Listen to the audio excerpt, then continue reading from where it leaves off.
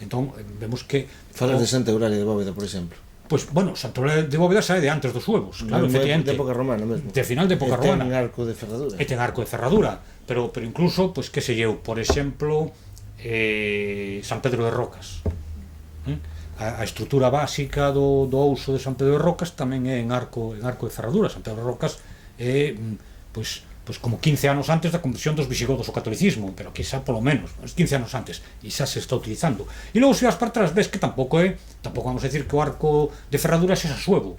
No, era un arco que se utilizaba aquí desde moito antes. Efectivamente, Santa Eulalia de Bóveda ten arcos de ferradura e unha das aras dedicadas a ver o breo que aparece en Donón, en Cangas, en Donón, que era un santuario precristián, tamén aparece xa o arco de ferradura, e en cantidade de aras romanas galaicas aparece o arco de ferradura. O sea, que o arco de ferradura é un elemento moi utilizado na Galicia. Nativo, totalmente nativo. Home, a mellor, efectivamente, tamén se atopan noutros espazos da romanidade, e era un arco utilizado. Gómez Moreno di que é un arco tipo esencial, por lo tanto que se utilizaría probablemente en moitos lugares. Pero quizás poda ser de tradición romana. Pois non sabemos. Desde logo aquí aparece na Galicia tradición romana, pero non en todo o pero non en todo o Imperio Romano, onde aquí na Galicia sí, na Galicia romana aparece, romana e prerromana, e antes da cristianización de Galicia aparece o arco de ferradura. Entón, aquí ves como se manipulan os elementos para tratar de encher o mundo visigodo. O máis chamativo, ti que estuveches facendo paleografía, non? Paleografía comigo, é a famosa letra visigoda, tipo de letra visigótica. E de cando é a letra visigótica? Nos din que do século X, por exemplo, pero no século X hai 300 anos que non hai visigodos, non? Entón, como pode ser unha letra que se chama visigoda séculos despois de que existan os visigodos? Porque os visigodos non utilizaban esa letra, os visigodos utilizaban letra uncial romana, non utilizaban a letra visigótica. Entón vemos unha manipulación asombrosa, non? Como se quere encher o mundo visigodo. O mundo visigodo ten un arco propio, o arco visigodo, que o arco de ferradura, que non é visigodo. E o mundo visigótico ten unha letra, que é unha letra visigótica. Home, é verdade, a letra visigótica, os visigodos non escribían letra visigótica, entón porque chamas visigótica? Se non utilizan os visigodos. Onde surxiu esa letra? Home, esa letra, en principio é unha letra que temos xa alto medieval, quero dicir, despois do mundo xermánico. É unha letra posterior, é unha letra dos séculos 9, 10, e desde logo onde ten un arraigo moi forte no espazo da Galicia, e onde durante máis tempo se utilizou, ata o século XIII probablemente, que xa estaba en desuso en outros lugares, foi precisamente en algúns documentos de aquí. Aquí foi o primeiro lugar que se usou e o último que se deixou. Bueno, probablemente o que ocorre é que ese tipo de letra que chaman visigótica é un tipo de letra que eso sí que é bastante, parece que é unha derivación da letra romana, e entón aparece en varios lugares de Europa aí. O que pasa que en Francia chamanlle letra merovingia, e en Italia chamanlle letra beneventana, pero se vas a ver esas letras son iguais, é unha letra común que se está utilizando. Claro, nós temos afortunadamente un texto escrito moi antigo en Galicia, que é a placa do tal de San Pedro de Rocas, que é do século VI, que é do século VI. 611, pero da cronoloxía hispánica. Claro, é do ano 573, creo que é do ano 573. Antes de que o reino suevo caíse en manos dos... Sí, en plena época brillante do reino suevo, con Martiño de Dumio ainda vivo e tal e cual. O que ocurre é que documentos en letra minúscula non temos daquela época. Posiblemente suevos, visigodos e toda esta xente escribisen un tipo de letra romana, claro, porque eles romanizan, hai unha romanización moi grande, non se xermaniza o mundo romano, senón que se romaniza o mundo xermánico, entón utilizan estas letras, pero desde logo os visigodos non a utilizaban, eso por descontado. Os visigodos non o utilizaban. E pasa algo parecido con Asturias, búscase un arte propia do reino. Se inventas o reino de Asturias, tens que inventar un arte asturiana. Bueno, entón, o certo é que no espazo actualmente asturiano hai un tipo de arte que se cinxe aproximadamente a pero primeiro, territorio, non? Claro, por qué? Pois porque nese territorio o proceso de benedictinización, de feudalización do século XI non non foi tan potente porque ali pois non había unha igrexa tan potente como había na Galicia actual. Entón, cando chega esta influencia benedictina que trae o románico, destrue todo o anterior. Se destruen os templos, por exemplo, destrúese a primitiva Catedral de Santiago. Primeiro destrue Almanzor, que pensamos que pode ser dese que se chama era porque se coñecen elementos, incluso nos anteriores aparecen os arcos de ferradura. No elemento primitiva aparece sempre os arcos de ferradura, que era o arco popular que se utilizaba aquí, pero logo cando vemos, por exemplo, un tipo de cruz que tamén pasa por ser cruz de Oviedo, pois aparece en Santiago, e cando vemos como era a igrexa de Santa María de Lugo, que tamén era dese estilo. Entón, o estilo non é exclusivo de Asturias, era un estilo máis ben, probablemente, un estilo áulico que se utilizaba no ámbito do poder, tanto do poder real como do poder episcopal. Entón, efectivamente, os reis que vivían en Oviedo construen así, pero tamén os bispos que vivían en Santiago e que vivían en Lugo construen desa maneira. O sea, que o ámbito é máis amplo. Pero quizás non sexa o máis importante eso. O máis importante é que ese tipo de arte que se suele denominar asturiano en realidade é un arte influenciadísimo polo mundo carolinsio. O que nos están chegando é unha influencia carolinsia. Todo o fenómeno xacobeo non deixa de ser unha enorme influencia franca. Aí hai unha gran competencia. En Galicia, o reino galego está situado no medio dos grandes poderes. Un poder é o mundo franco carolinsio de Carlomagno e outro é o califato de Córdoba. Entón aquí nos están chegando influencias por un lado e por outro. Ao mesmo tempo se construe un San Miguel de Celanova, que nos recorda a mezquita de Córdoba, utiliza arco de ferradura, que era o arco popular en Galicia, pero este arco de ferradura que utiliza ten o toque cordobés. Sí. Non sei se te das conta, é un arco califal. Coñecemos. Aquí estamos tendo unha influencia que nos chega de... Non é verdade que estuéramos en guerra contra os mouros, sempre.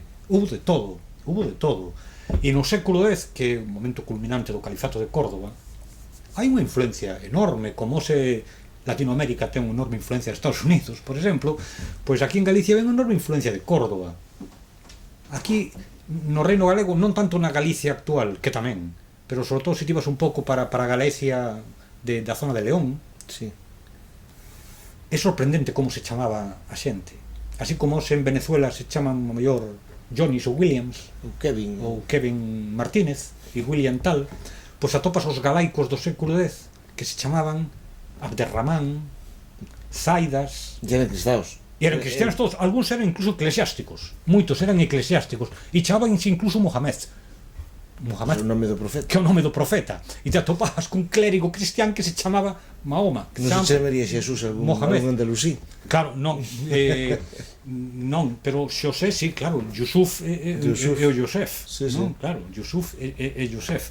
O sea, que tiñan nomes árabes e que había condes que escribían en árabe o seu nome, un conde de Castela, García. O sea, o aljamiado, non? Os textos aljamiados que hai, incluso que chegaron moito ao século XVI, incluso, non? Son linguas romances que están escritas con... Bueno, pois naquele momento escribían en árabe, porque era cultura daquela época, non se podía competir ca cultura cordobesa. Pero aquí chega unha competencia franca. E entón atopamos que ao mesmo tempo que se construye un edificio como o San Miguel de Celanova e outros moitos, que se lleou pola zona que temos da zona de Allariz, San Martiño de Pazó, non é San Martiño de Pazó? Ten tamén uns arcos de ferradura inscritos nun alfiz musulmán. Ao mesmo tempo que se fai eso, tamén se están facendo edificios, en cambio, que traen a influencia, que vemos na influencia carolinsia, que se utilizan arcos de medio punto, bóvedas de canón, e iso que se chama arte asturiana.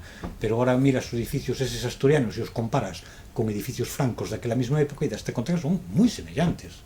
Son un anuncio románico. O románico ven de Francia tamén, claro, para nós ven de Francia. E o rito mozárabe, que non sei que non é tan mozárabe. O rito mozárabe era o rito da igrexa tradicional,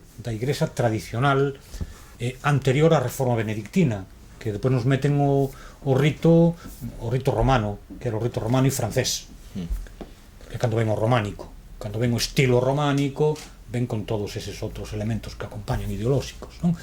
O rito mozárabe era o rito tradicional que se di que proviña da igrexa visigoda, pero ao mesmo tempo os visigodos, cando se convirten ao catolicismo, o que van a tomar moitos elementos galaicos. Non lembro ora que concilio de Toledo é, un dos concilios de Toledo, non sei, Recaredo, tal vez. No, incluso posterior, con Recaredo e cando se produce a conversión dos visigodos. Posterior. Convírtese os visigodos. Cando os galaicos salean suevos galaicos levanse moito tempo. Pero incluso depois nun concilio toledano, do que non lembro o número, dice que ali se leu o testamento de Martiño. En Toledo len o testamento de Martiño. Quere dicir que os reis visigodos asumen o programa de Martiño de Dumio para Carense. Sí. Entón, o que se está é... Claro, hai efectivamente un conflito entre ritos, pero en gran medida o que fai a igrexa visigoda é tomar moitos elementos da igrexa galaica, elementos galaico-bizantinos, porque os visigodos acaban de chegar ao catolicismo. Antes eran arianos. Son novos, son conversos. Son, efectivamente. Aínda que nalgúnas cuestións son originais. Ou polo menos tamén vese que hai como unha especie de ósmose, porque tamén en Galicia hai que renunciar a algunhas partes do rito. Por exemplo, o clero, como era? O clero galego non se tonsuraba a cabeza, e en cambio o clero visigodo tonsurábase a cabeza e só se deixaba un pouco de pelo os monxes. Eso tamén é influencia bizantina. Pois sí, pero o clero galego en cambio non, e chega un momento que sí, que cando o reino suevo tivo un vínculo con Bizancia tamén importante, claro, unha alianza importante, importantísima. Teñamos en conta eso, que Martiño de Dumio era un bizantino. Claro, era curioso que non se tonsuraran a igrexa galaica. Sí, efectivamente, pois non se tonsuraban toda a cabeza, algo había. Deixábanse o pelo longo, o clero galego parece que se deixaba o pelo longo.